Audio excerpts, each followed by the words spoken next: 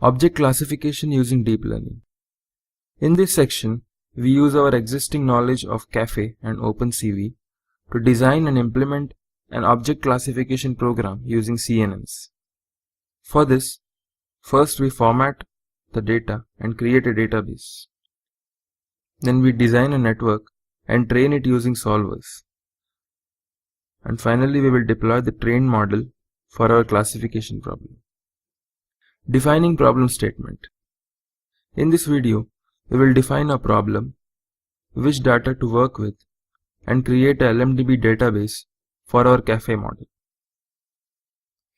We use the traffic sign image dataset provided by Institute for Informatics. It was uploaded as a part of online competition and is free to use. It has images of more than 40 different traffic road signs. Now we will work on a subset of the data to classify it for 10 different classes. Let's see the structure of the database. The images are stored as ppm format and the folders are arranged according to the class. Now the original dataset has more than 40 folders, but now that we are working on a subset, I am taking just the 10 classes that are named from folder number 10 to folder number 19. Now this is a classification problem. So we create our model to detect which class the traffic sign belongs to, if provided with a sample test image. Our task is to classify the type of sign which is present in the input image. For that, first we extract the images from the dataset to store it, after which we can use it later. These images are in ppm format, as I said earlier, which can't be viewed directly, but OpenCV can read it. Let's go to the code. Here I first set the dataset path where all the images and folders are located. And since each image folder path has 3 zeros and the class number, that is from 10 to 19, I create image folder path, and then in that folder path I run a loop to read all the image files that ends with ppm.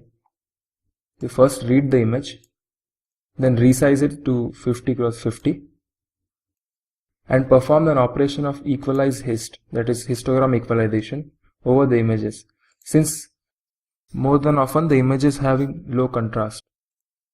So to create a equal contrast for post-processing, we do the histogram equalization.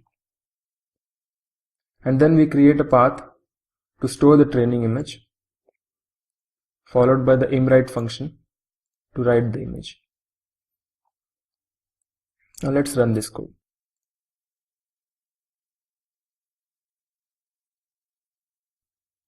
Here you can see the values, that is the number of images of each class that have been printed on the console. So here are the stored images. These images belongs to class 10 since it's named as 10 underscore the image number. Subsequently, all other images are also stored. Then we write a code to create a LMDB database from the images that we just extracted. So here is the code. We first set the image path, training images. Then we set a function to assign the label for each image.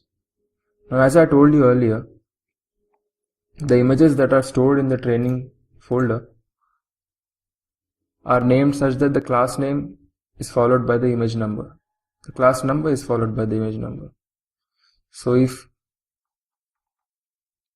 let's say if it reads the first image, that is 10 underscore 7, 10 underscore 1.jpg, so the class number is 10. So it will return the label as 0. And following, it will work on all other images to give the label value. After that, we set the image folder and we declare a map size, that is the database size. Since each image is each image is 50 x 50 of 3 channels, and the total number of files that are present, the total number of images that are present in the folder. Then, as we saw in the previous section, we open the LMDB environment, a transaction object. We randomly shuffle the files so that it's not in a proper order, so that it's better in training when all the files and labels are shuffled. Then we run a loop to read and resize the image. We transpose the image according to the format which is compatible with the datum object. Then we invoke a datum object and store the data into channels, heights and width. And here we use the assign label function to generate a label from the image path. Following which we close the transaction object and we print a message that a database of this much images are created. These are the labels for each image that are printed on the console. So here it reads database of 2886 images are created. You can view the dataset file in the project folder. Here are the two data files. We now have the dataset to work with.